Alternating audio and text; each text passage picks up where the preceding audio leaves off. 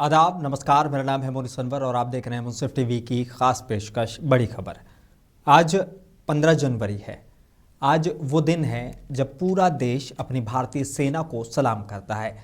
साल 1949 में आज ही के दिन भारत को उसका पहला भारतीय कमांडर इन चीफ मिला था और उसी ऐतिहासिक पल की याद में हर साल इंडियन आर्मी डे मनाया जाता है।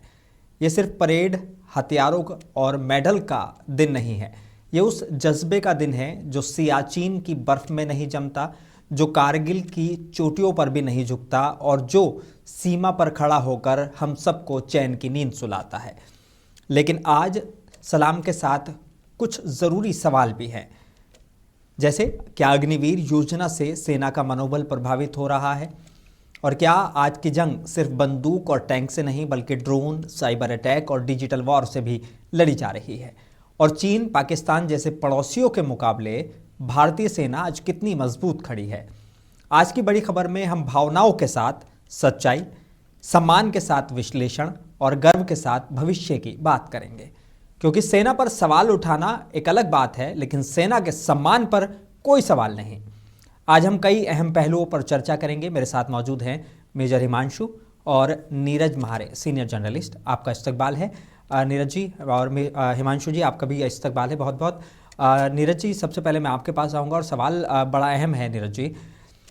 हम आज आर्मी डे मना रहे हैं और एक तरीके से जो हमारी सेना है उसको हम सलाम कर रहे हैं आज यकीनन हमारे जो देश के वीर जवान हैं, जब वो सरहद पर खड़े होते हैं तो हम जैसे लोग यहाँ पर चर्चा कर रहे होते हैं, हम जैसे लोग जो अपने घरों में सुकून से सो रहे होते हैं, हम जैसे लोग जो अपने घरों में और अपने कारोबार में आराम से सुकून से कर रहे होते हैं, तो उसमें हमारे जवानों का एक बहुत बड़ा अहम योगदान है। लेकिन इन सारी चीज़ों के बीच आज हम कई चीज़ों पर विश्लेषण करना चाहते हैं। उसमें हमारी आर्मी की क्या क्या तैयारियां हैं, क्या और बेहतर हो सकता है, क्या चीज़ें हैं जो सेना का मोरल डाउन करती हैं, क्या चीज़ें हैं जो आम इंसान को कभी भी अपने जवानों को लेकर नहीं कहनी चाहिए या राजनेताओं को नहीं करनी चाहिए। इन सारे मुद्दों पर आज हम थोड़ी चर्चा करेंगे। अभी क्योंकि सीनियर मतलब आप एक बड़े जर्नलिस्ट हैं, आपने इन सारी चीज़ों को कवर करा होगा। जब अग्निवीर योजना लेकर आई थी सरकार, तो उसके बाद कई सारे अहम मुद्दों पर चर्चा हुई थी। तो अग्निवीर पर बहस, क्या सरकार को इस योजना की समीक्षा करनी चाहिए आज भी? क्या लगता है कि जिस तरीके से हमारी सेना ने शौर्य दिखाया और हमारी सेना ने ऑपरेशन सिंदूर को अंजाम दिया, उन सब के बीच ये योजना कहीं ना कहीं मोरल डाउन करती है? निश्चित रूप से मोनिश भाई, ये सब चीजें बहुत महत्वपूर्ण हैं क्योंकि भारतीय सेना ऐसी सेना है और इतनी शक्तिशाली है अपने आप में, जिसकी तारीफ या जिसके वीर गाथाएं हम जितनी भी करें उतनी कम है।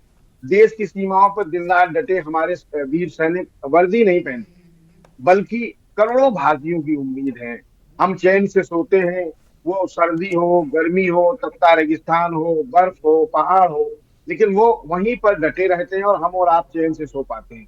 ये हमारी सेना की ही ताकत है। निश्चित बिल्कुल। रूप से अग्निवीर जैसी योजना ऐसी योजना है जिससे सेना के मनोबल को भी डाउन करता है, क्योंकि जो व्यक्ति 3.5 या 4 साल के लिए काम करेगा वो बहुत ज्यादा रिस्क नहीं लेगा, क्योंकि उसे 3.5 4 साल बाद पता है कि हमें वापस जाना है।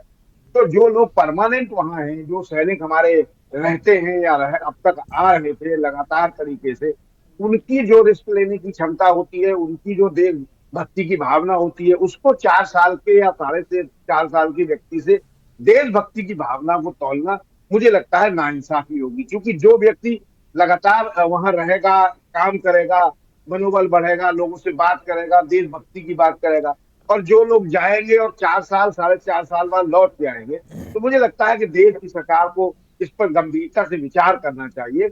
हालांकि वो अन्य देशों की तुलना में ये चाहते हैं कि भारतीय सेना के सैनिक जवान रहें वहां, लेकिन निश्चित रूप से जवानी के साथ साथ अनुभव की भी आवश्यकता होती है, सीनियरिटी की भी कोई वैल्यू होती है। यही कारण है कि हमारी सेना आज तक, हम चाहे 1962 का लड़े हों, 71 लड़े हों, कारगिल लड़े हों, लेकिन हमने कहीं डट के मुकाबला किया और झुके नहीं और हमेशा जीत के आए। जी जी मोनिश भाई। एक बड़ा सवाल यहाँ पर ये होता है कि जब हम देखते हैं अमेरिका जैसे देश को, जब हम देखते हैं रशिया जैसे देश को, या हम जब देखते हैं चाइना जैसे हमारे पड़ोसी को, जब इस तरह के खर्चे हों, अभी भी हमारे एक डिफेंस बजट को लेकर बड़ी चर्चा होती है। यकीनन जिस तरीके से हमारी आर्मी इन कभी कभी ऐसा लगता है कि बहुत सारी चीज़ें उनके पास नहीं है, लेकिन उन सारे कमियों के बावजूद जब वो बेहतरीन अपना रिजल्ट देते हैं, जब वो दिखाते हैं पाकिस्तान से ये जंग के माहौल में कि आप बेफिक्र होकर सोएं जब तक हम सेना पर हम जो हैं यहाँ पर खड़े हुए हैं, तो आपको कोई घबराने की ज़रूरत नहीं, डरने की ज़रूरत नहीं। और जब हमारे सैनिक, हमारे नौजवान, हमारे जवान जब पाकिस्तान की तरफ से आए हुए ड्रोन हो या पाकिस्तान की तरफ से आई हुई मिसाइलों को गिराते हैं, तब लगता है कि नहीं, हमारी आर्मी किसी से कम नहीं है। लेकिन आज भी एक डिफेंस बजट को लेकर एक बड़ी चर्चा होती है। क्या भारत अपने खतरों के मुकाबले पर्याप्त निवेश कर रहा है बजट में लेकर, खासकर डिफेंस बजट को लेकर?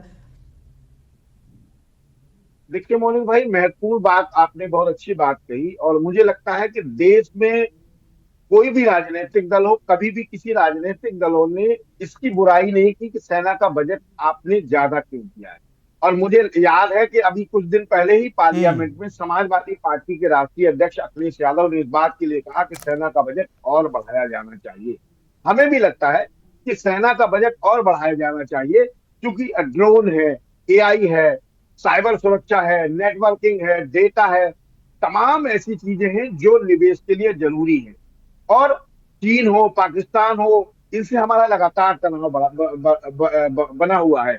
लद्दाख में लद्दाख से ऑपरेशन सिंदूर जैसी घटनाओं ने हमें बहुत कुछ सीखने को दिया है। तो मुझे लगता है इनसे भी बेहतर सुरक्षाओं की हमें आवश्यकता है। इसलिए हमें आवश्यकता है कि इसका बजट, सेना का बजट और बढ़ाया जाए। टेक्नोलॉजी के माध्यम से तमाम चीजें जो हम हवा में ही दुश्मनों के ड्रोन हो या दुश्मनों की कोई मिसाइल आ रही हो, उसको हम गिरा सकते हैं, डिसमिस कर सकते हैं। तो मुझे लगता है कि सेना का बजट और होना चाहिए, जिससे हमारी सेना को कोई चीज की समस्या खड़ी नहीं हो, और हम लगातार जैसे आज तक सुरक्षित अपने घरों में रह रहे हैं, उसी तरह सुरक्षित बने रहें। तो मुझे लगता है देश की सरकार को इस पर गंभीरता से विचार करना चाहिए और सेना के बजट को और बढ़ाना चाहिए। जी।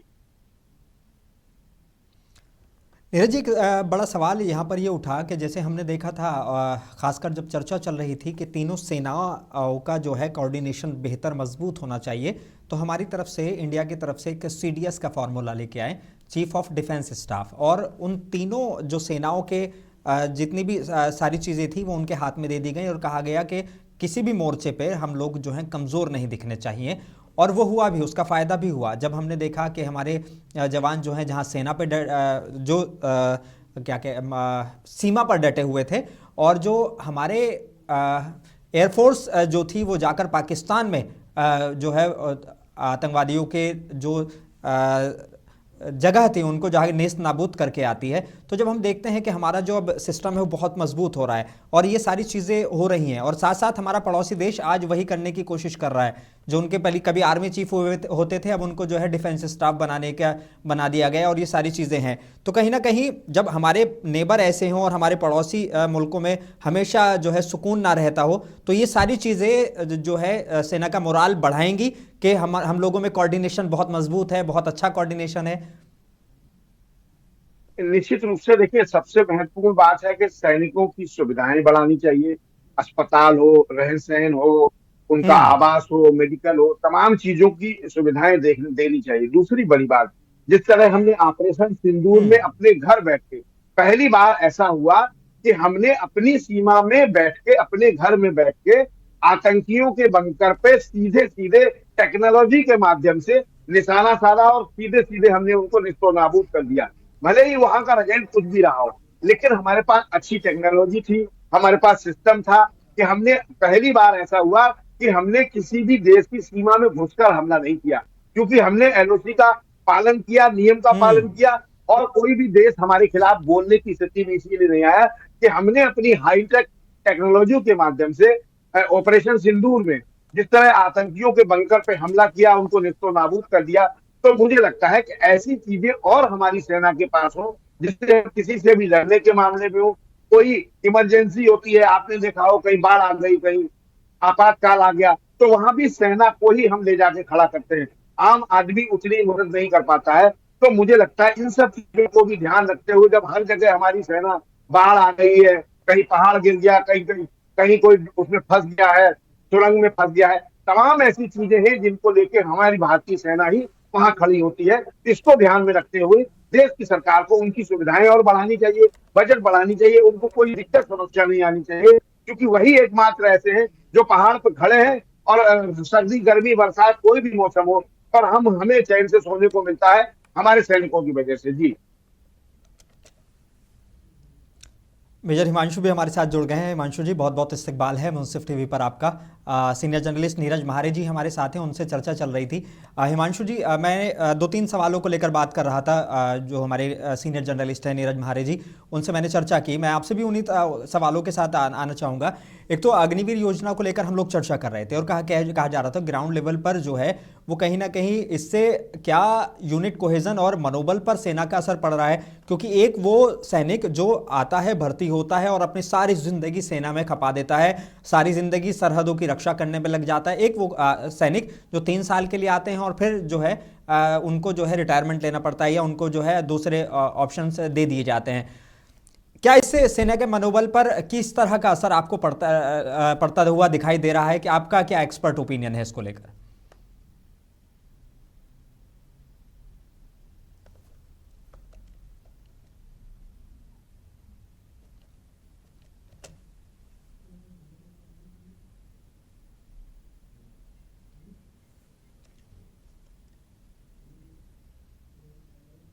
अनम्यूट कर दीजिए, मुझे आपकी आवाज नहीं मिल पा रही है।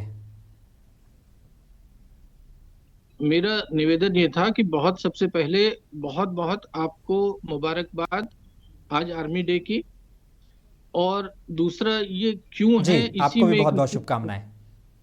हाँ हाँ, सारे देश को क्यों है ये महत्वपूर्ण है कि एक दिन, इस दिन जो है एक हमारे हम्म। देश के ही जनरल जो कि यहीं जन्मे भारतीय थे, उन्होंने थल से सेना को टेक ओवर किया था, जनरल करियप्पा, केएम करियप्पा। तो एक तरीके का जैसे हम कहते हैं आजादी बिल्कुल। मिली, तो अंग्रेज आजादी के मायने ये हुए कि हमारा देश हमारे हाथ में। तो हम कहें हमारी फौज का नायक, हमारी बिल्कुल। फौज का सेना नायक हमारा हिंदुस्तानी व्यक्ति जनरल बूचर से उन्होंने टेक ओवर किया था, रॉय बूचर साहब से। तो एक तो ये है, इसलिए इसकी मुबारकबाद। अब इसी से जुड़ी हुई आपने चूंकि सवाल पूछ लिया, जी। मैं उसका जवाब उसी से जोड़ रहा हूँ। तो जहां हम आर्मी डे सेलिब्रेट कर रहे हैं कि भाई हमने, हमारे देश ने इसको टेक ओवर किया, हमारे स्वदेशी व्यक्ति ने, साथ ही हिंदुस्तानी ने इसको टेक ओवर किया फौज को, हम उसे फख्र की बात मान रहे हैं। वहीं आपने चूंकि अग्निवीर का जिक्र कर दिया, देखिए मैं निजी तौर पे तो इसके पक्ष में नहीं हूँ, फौज भी इसके पक्ष में नहीं हो सकती है। उसका कारण है, जिस फौजी को जब अंग्रेज भी जा रहा था, जी। तो आप ये देखिए कि उसके बाद भी एक अंग्रेज चीफ रहा है हमारा, है ना।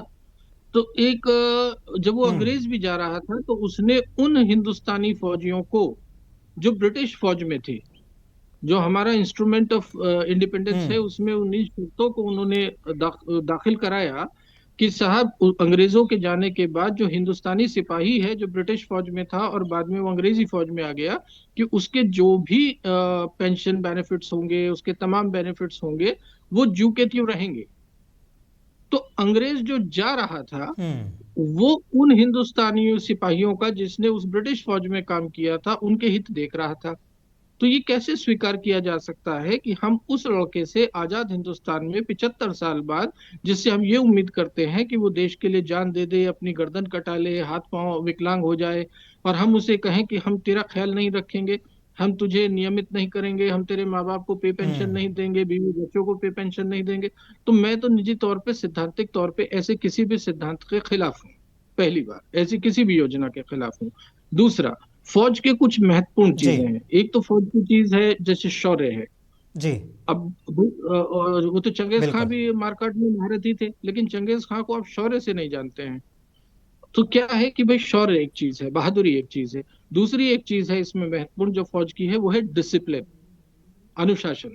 तीसरी जो खूबसूरत चीज है वो है ट्रेनिंग, जो एक आम फौजी को सामान्य नागरिक से अलग, जैसा अभी पूर्व वक्ता, मैं सुन नहीं पाया आपके सवाल भी पूर्ण के, उनका पूरा वक्तव्य नहीं सुन पाया, कि भाई आप फौज को कैसे भी मामलात में लगा देते हैं, आप बाढ़ में लगा देते हैं, टेलीकम्युनिकेशन स्ट्राइक में लगा देते हैं, भूकंप में लगा देते हैं, दंगाग्रस्त क्षेत्र में जब किसी के ताबे नहीं आता फौज को लगा देते हैं। तो जब सिविल एडमिनिस्ट्रेशन पूरा कोलैप्स हो जाता है, तो क्या कारण है फौज की, ऐसी क्या खूबसूरती है कि फौज उस पर काबू पा लेती है, स्थिति को ताबे में ले आती है। तो फौज की जो खूबसूरती है वो ये है, उसका डिसिप्लिन, उसकी ट्रेनिंग, उसका शौर्य, ये कुछ चीजें ऐसी हैं। और उसका सब, इन सारी चीजों का दारोमदार किस बात पे होता है? इन सारी चीजों का दारोमदार होता है फौज के मोराल पर। मोराल के बड़े सारे कंपोनेंट है। एक तो मोराल का कंपोनेंट, बिल्कुल। एक बड़ी हथियारों की बात है, हथियार बिल्कुल अच्छे हथियार होंगे, मोराल हाई होगा। अच्छा गोला असला बारूद होगा, अच्छा होगा। वातावरण अच्छा होगा, अच्छा होगा। लेकिन अगर किसी फौजी को ये पता है कि भाई उसके पास तो नियमित नौकरी भी नहीं है, अगर उस फौजी को ये पता है कि उसका कोई ख्याल रखने वाला नहीं है, तो आप खुद ही गौर करिए कि किस तरीके का उसके मोराल पे फर्क पड़ेगा। तो मैं सिर्फ कि मेरी निजी राय है, मेरी निजी राय नहीं है, इससे डिसिप्लिन पे फर्क पड़ने वाला है। जिस आदमी को ये पता है कि भाई उसकी नौकरी तो पक्की नहीं है, वो जाहिर है उसको पता है 4 साल बाद तू घर जा रहा है, उसको पता है कि तेरे को कोई सुविधा नहीं मिलने वाली है, तो उसके ऊपर कोई नैतिक दबाव नहीं है, उसके ऊपर कोई मटेरियल दबाव नहीं है, उसके ऊपर वो डिसिप्लिन नहीं मानेगा, फौज में इनडिसिप्लिन आ जाएगा। फौज की तो रीढ़ की हड्डी डिसिप्लिन और ट्रेनिंग है। तो इस तरीके से आर्मी डे के महत्वपूर्ण में इसका विषय किसी दल या पार्टी या सरकारों से नहीं है। कोई भी सरकार यदि इस तरीके की योजना लेती आती है जिससे फौजी का मोराल खराब होता है, तो वो देश हित में नहीं है, ऐसा मेरा मानना है। जी। बिल्कुल। एक अहम सवाल यहाँ पर, जब हम देखते हैं हमारे पड़ोसी राज्य, हमारे पड़ोसी देश जब हम देखते हैं, और हम देखते हैं कि हमारे पास पाकिस्तान भी है, चाइना जैसे देश हैं, और अभी बांग्लादेश में हालात ख़राब हैं, नेपाल में भी इस तरह के हालात रहे। तो जब हम इन सारे हालातों को देखते हुए, तो हम अपनी ग्लोबल पोजीशन को किस तरह से देखते हैं? आज भारतीय सेना किन देशों से मजबूत है और किन से वाकई उनको जो है चुनौती मिल रही है?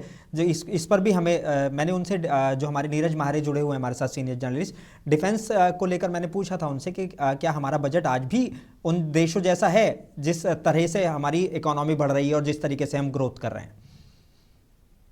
जी, मामला देखिए, जब हम बजट पे आग्रह हो जाते हैं, देखिए बजट तो आपको एलोकेट करना ही पड़ेगा। बजट एलोकेशन इसलिए जरूरी है, आपकी हम्म। बहुत लंबी सीमा है, बहुत लंबी सीमा है। तो वही पुराने सवाल को मैं फिर एक नजरिए से आपको रिविजिट कर रहा हूँ। बजट तो ये सवाल ही नहीं है कि नहीं कर पाएंगे आप, क्योंकि जिस तरीके के माहौल में आप हैं, आपको अपनी सीमाएं मजबूत करनी ही पड़ेंगी, उनकी सुरक्षा मजबूत करनी ही पड़ेगी। और स्थितियां कोई मतलब बेहतर नहीं हुई हम्म। हैं और खराब ही हुई हैं। और ऐसा नहीं है भारतीय सेना पहले कोई कमजोर थी, अब बहुत मजबूत हो गई है, बहुत खराब हो गई है। फौज को तो जब भी मौका मिला है, ये एक डिसिप्लिन ऑर्गेनाइजेशन है जो अपने शौर्य और, जैसा मैंने कहा, डिसिप्लिन और ट्रेनिंग के हिसाब से नतीजे देती रही है।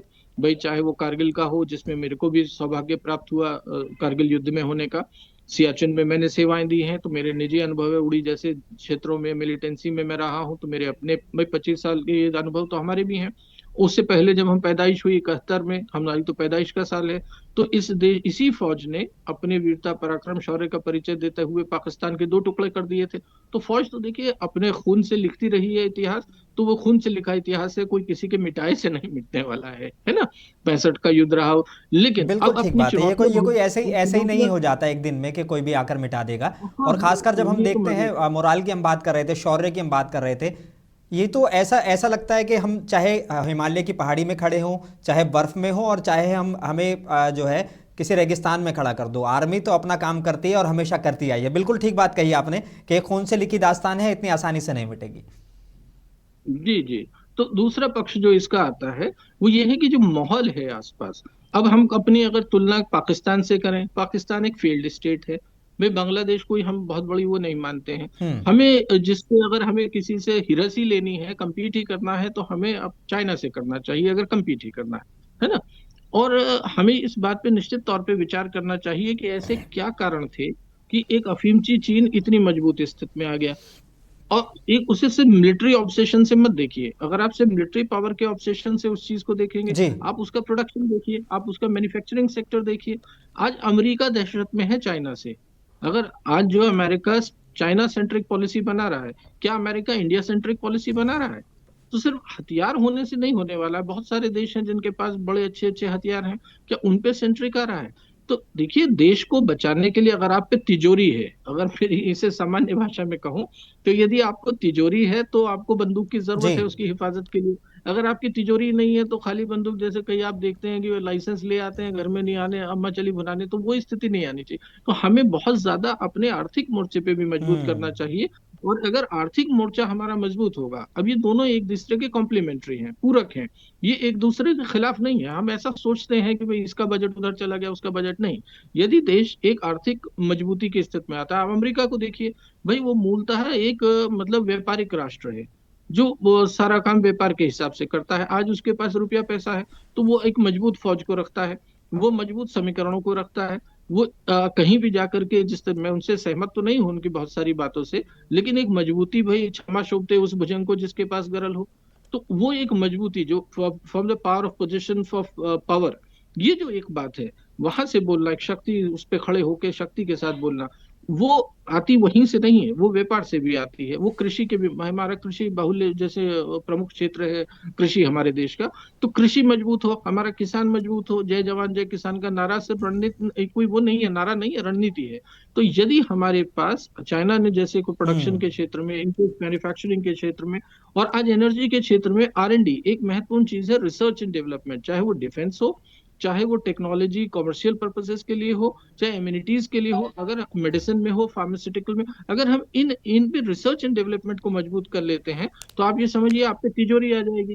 तिजोरी आ जाएगी तो हमें फौज के अधिकारों को खर्चे के नाम पे घटाने की जरूरत नहीं पड़ेगी, हम शायद और अच्छी फौज बना पाएंगे। तो बिल्कुल ठीक, इसलिए बिल्कुल ठीक, ये बुनियादी बात हमें बिल्कुल ठीक। समझनी चाहिए कि यदि हमारा देश आर्थिक तौर पे भी मजबूत होगा, तो हमें एक उस तिजोरी को बचाने के लिए, फौज की उन सीमाओं को बचाने के लिए, अब सीमाएं तो हमारी छोटी नहीं हुई हैं, और अगर हमारे कोरोना पीरियड में रिक्रूटमेंट नहीं हुआ, भाई हम्म। रिक्रूटमेंट हुआ ही नहीं, तो इसका मतलब 1.5 लाख सैनिक तो वैसे ही कम हो गया था। और हम हम्म। वैसे ही अंडर स्टाफ थे कि भाई हमारे पास नफरी की कमी थी। तो नफरी की अगर हमारे पास कमी थी, तो अतिरिक्त हमें भर्ती करनी चाहिए थी फौज में, और अतिरिक्त हथियारों का जो भी आवश्यकता है वो हो, लेकिन व्यक्तियों की तो अतिरिक्त भर्ती की आवश्यकता थी। आपने अग्निवीर ला के और भर्ती घटा दी है। भाई इसमें से जो आप 100 आदमी करेंगे, 75 तो बाहर चला जाएगा, 25 ही रह जाएगा। अब ये 50 पे आ रहे हैं, तो भी 50 बाहर चला बिल्कुल। जाएगा, तो पहले ही 1.5 लाख की कमी हो गई थी। तो जहां हमें फौज की नफरी घटानी नहीं है, वहां हमें अपने आपके आर्थिक सशक्तिकरण की स्थिति में जाना है, जिससे कि हम अपनी फौज के खर्चे वहन करने लायक बने, बिल्कुल। क्योंकि फौज एक आवश्यक खर्चा है। फौज कोई वो नहीं है, तफरी नहीं है। फौज इस देश का एक आवश्यक खर्चा है, और उस आवश्यक बिल्कुल खर्चे ठीक। को वहन करने की स्थिति में देश तभी रहेगा जब वो आर्थिक मजबूत रहेगा। जी। जी, बिल्कुल ठीक। नीरज जी, आपकी तरफ आऊँगा। जियो पॉलिटिक्स की आजकल बात हो रही है, और जिस तरीके से हम दूसरे देशों में हालात देख रहे हैं, रशिया के साथ यूक्रेन के मामले हों, और अभी ईरान और पाकिस्तान जो है उनका मामला हो अमेरिका का, या अमेरिका के जो दूसरे देशों के साथ मामले चल रहे हैं, कहीं ना कहीं एक ओहापोह की स्थिति है। तो क्या भारत एक साथ दो मोर्चों की जंग के लिए तैयार है? अब ऐसा नहीं लग रहा कि जंग जो है वो सिर्फ हथियारों से लड़ी जानी है, साइबर अटैक्स के भी खतरे बढ़ गए हैं। नहीं, निश्चित जी, निश्चित मोनिश भाई, मैंने जो पहले कहा कि प्राकृतिक आपदा हो, आतंकवाद हो, बॉर्डर सुरक्षा हो, 24x7, मतलब 24 घंटे जो तैयार खड़ा हो, वो भारतीय सेना है। सबसे बड़ी चीज, दूसरी चीज AI है, साइबर अटैक है, तमाम ऐसी चीजें आ रही हैं जिनकी हमें और टेक्नोलॉजी की आवश्यकता है। और जैसा कर्नल साहब ने कहा, निश्चित रूप से ये हमारी सबसे महत्वपूर्ण जरूरत है। सेना, अगर सेना एक बाल के बराबर भी कमजोर होगी तो हमारा देश कमजोर होगा। मुझे लगता है कि इन सब चीजों को गंभीरता से सरकार देखे। और सबसे बड़ी चीज है कि जो अभी हमने पाकिस्तान पे अटैक किया, जिसको हम ऑपरेशन सिंदूर नाम दिए थे, उस समय आपने एक महत्वपूर्ण चीज भी देखी होगी हमारे देश में, क्योंकि लोकतांत्रिक देश है हमारा, सत्ता चुनाव के माध्यम से आती है। सत्ता पक्ष हो या विपक्ष हो, सभी लोग इस ऑपरेशन सिंदूर में सरकार के साथ कदम से कदम मिलाकर खड़े रहे और सरकार के साथ रहे। जबकि अन्य देशों में ऐसा नहीं होता है। तमाम जगह आपने देखा होगा विवाद खड़े हो जाते हैं, चाहे हमारा पड़ोसी देश पाकिस्तान ही क्यों ना हो, वहां किस तरह का माहौल चल रहा है। लेकिन मुझे लगता है भारतीय सेना सबसे मजबूत है, और इसका मनोबल किसी भी सूरत में, किसी भी तरीके से टूटना नहीं चाहिए। बिल्कुल। AI है, सॉफ्टवेयर, तमाम चीजें ऐसी हैं जिनकी और अधिक जरूरत है। जिस तरह हमने युद्ध के दौरान किस तरह से उनकी मिसाइल्स को, किस तरह उनके ड्रोन्स को हमने निस्तो नाबूद किया, ऐसी चीजें और हमारी हाईटेक होंगी तो हम बहुत सारी चीजों को पहले से भांप लेंगे कि ये अटैक हम पे होने बिल्कुल वाला ठीक। है, और हम इसका निपटारा कैसे कर पाएंगे। जी मोनी जी। बिल्कुल। मेजर हिमांशु साहब, आपकी तरफ आऊँगा। जिस तरीके से जिक्र कर रहे थे अभी नीरज महारे जी, तो अब हाईटेक वॉर का ज़माना है वाकई। आने वाली जंग में ड्रोन, AI और साइबर वॉर कितने निर्णायक होंगे आपके हिसाब से? जी देखिए, मैंने अभी एक निवेदन किया आपसे, R&D, रिसर्च एंड डेवलपमेंट। तो जो भी देश इस वक्त दुनिया में तरक्की कर रहे हैं या जिनका वर्चस्व है, यदि आप उसके हम्म। मूल में जाइएगा तो आप ये देखिएगा कि हम्म। वो देश वो है जहाँ आरएनडी है। दुर्भाग्य से, मतलब मैं इसे एक वो हम्म। मान रहा हूँ कि हमारा देश जो है एक साइंटिफिक टेम्परामेंट से दूर कर्मकांडी देश होता जा रहा है। ये एक चिंता का विषय है। वो देश जो है हम्म। मेटीरियली, मैं तो अध्यात्म और मेटीरियल की डिबेट नहीं स्टार्ट करना चाहता, लेकिन युद्ध और सेना प्योरली मेटीरियल चीजें हैं, ये आध्यात्मिक बात नहीं है। अगर तिजोरी है तो तिजोरी की हिफाजत के लिए फौज जी। है, और अगर तिजोरी ही नहीं है तो किसकी हिफाजत के लिए फौज है? या देश ही नहीं है, सरहद ही नहीं है। और तिजोरी महत्वपूर्ण है तो फौज भी महत्वपूर्ण है, दोनों महत्वपूर्ण है, ये पूरक है एक दूसरे के। तो आरएनडी एक सेक्टर है रिसर्च एंड डेवलपमेंट का, जिसमें हमें बड़ा बजट एलोकेशन करना चाहिए, क्योंकि फ्यूचरिस्टिक जो वॉर है भाई, ये आपने बहुत सारे वाकये अभी देख लिए कि वहीं बैठे बैठे वो उड़ा दे रहा है। या मैं एक बहुत ही क्लासिकल उदाहरण दे रहा हूँ आपको। भाई, एक बड़े अच्छे योद्धा थे, निश्चित तौर पे बड़े योद्धा थे, बाबर। वो आए, फरगाना से आए, है ना, कुछ चुनिंदा लोगों के साथ आए। क्या वजह थी हिंदुस्तान फतेह कर ली? क्या वजह थी? इसलिए उन्होंने हम्म। मुट्ठी भर लोगों के साथ फतह कर ली, क्योंकि वो टेक्नोलॉजी से युक्त थे। उस वक्त वो अपने साथ बारूद लाए थे, हम लोग बारूद युक्त नहीं थे। तो तारीख जो होती है, इतिहास जो होता है, उससे सबक लेने बिल्कुल। चाहिए, हमें समझना चाहिए। और हमें तो वो नीति का वाक्य, आनो भद्रा कृत्वो यंतु विश्वता, सभी दिशाओं से शुभ विचार प्राप्त हो। तो जहां भी काम की चीज समझ में आती है वो लेनी चाहिए। आज अमेरिका की बढ़त का कारण ये है, आज चाइना की बढ़त का बिल्कुल। कारण ये है, आज दुनिया की जो लड़ाई है, जिसे आप लड़ाई कह रहे हैं, चाहे वो यूक्रेन से हो रही हो, चाहे वो वेनेजुएला में हुई हो, वो एनर्जी सेक्टर की लड़ाई है। सब एनर्जी के जी। ऊपर कब्जे, जो एनर्जी के सोर्सेज हैं, क्योंकि उसी से प्रोडक्शन जुड़ा है, उसी से टेक्नोलॉजी जुड़ी है। भाई, अभी आपने देखा होगा एशियन टाइगर से सिंगापुर से वो जो है बिल्कुल ठीक। सेंटर्स जो हैं वो शिफ्ट हो रहे हैं। क्यों शिफ्ट हो रहे हैं? क्योंकि एनर्जी क्राइसिस की वजह से शिफ्ट हो रहे हैं। तो चाइना इन मामलों में जिस तरीके के बिल्कुल। कार्रवाइयां कर बहुत रहा है बहुत। कि न्यूक्लियर, जी, तो वो जो बहुत बड़े निवेश कर रहा है चाइना जी। आरएनडी में, उसको आप नजरअंदाज नहीं कर हाँ, सकते हैं। आप ये जो कर्म कांड कर लीजिएगा, ये उसके दो बाद तीन कहाँ बातें जाइएगा? बड़ी हम अहम तो, है वाकई आपकी कि हम। जी, जी। बहुत आप कुछ अहम कह बात रहे आपने हैं कही है आप? कि रिसर्च और डेवलपमेंट पे वाकई अब आर्मी के साथ साथ हाँ, रिसर्च और डेवलपमेंट पर भी हम लोगों को बहुत एक बड़ा बड़ा हाँ, बजट एलोकेशन की ज़रूरत आप है। गौर वक्त करो, की कमी है मेजर आप साहब, जिस लेकिन दिशा में, मैं सवाल मैं बहुत सारे एक रह गए सेंटेंस मेरे पास। मैं जी, एक आप कुछ सेंटेंस कह रहे एक सेंटेंस कह रहा हूँ, एक सेंटेंस कह रहा हूँ बस। एक और तरफ देखिएगा, जी। अभी कोरोना युद्ध हुआ, उसने पूरी दुनिया के पहिए रोक दिए थे। तो अब सिर्फ लड़ाई इसकी नहीं रह गई है, अब तो लड़ाई हम्म। बायोलॉजिकल वॉरफेयर भी है। वो एक छोटा सा जीवाणु विवाणु छोड़ देगा, आप घर से ना बिल्कुल। निकल पाइएगा, इस पे विचार करिए। तो आरएनडी बड़ा महत्वपूर्ण पक्ष है। जी, जी, बिल्कुल। बहुत शुक्रिया नीरज जी और हिमांशु जी, बहुत बहुत शुक्रिया आपका चर्चा में शामिल होने के लिए। यकीनन सोलर का जो हमारे सोल्जर होते हैं उनका जज्बा बहुत ज़्यादा ज़रूरी है, लेकिन तकनीक के इस दौर में भारतीय सैनिक के जज्बे के साथ साथ रिसर्च और डेवलपमेंट और आधुनिक हथियारों की भी बहुत ज़्यादा ज़रूरत है। और यही चीज़ें हैं जो आने वाले वक्त में जो एक चीज़ें बेहतर बनाएंगी देश के लिए। और मेजर साहब ने बड़ी अहम बात की कि जब तिजोरी ही नहीं होगी तो उसकी सुरक्षा की भी ज़रूरत नहीं पड़ेगी, लेकिन सुरक्षा के लिए एक तिजोरी का होना ज़रूरी है। और वो तिजोरी इस टाइम हमारे ख़जाने हैं, हमारी सरहदें हैं, और उन सारी चीज़ों की रक्षा के लिए हमारी सेना भी उतनी ही ज़रूरी है। क्योंकि भारतीय सेना सिर्फ एक फोर्स नहीं है, ये एक संस्कृति है, एक बलिदान और एक विश्वास है। अग्निवीर हो या आधुनिक युद्ध, चुनौतियां हो या बहस, लेकिन जब बात देश की सुरक्षा की आती है तो भारतीय जवान हमेशा आगे खड़ा मिलता है। आज सेना दिवस पर सिर्फ एक बात साफ है, सेना मजबूत है, जवान मजबूत है और देश उनके साथ खड़ा है। जय हिंद। मुझे भी दीजिए इजाजत, बने रहिए मुंसिफ टीवी के साथ।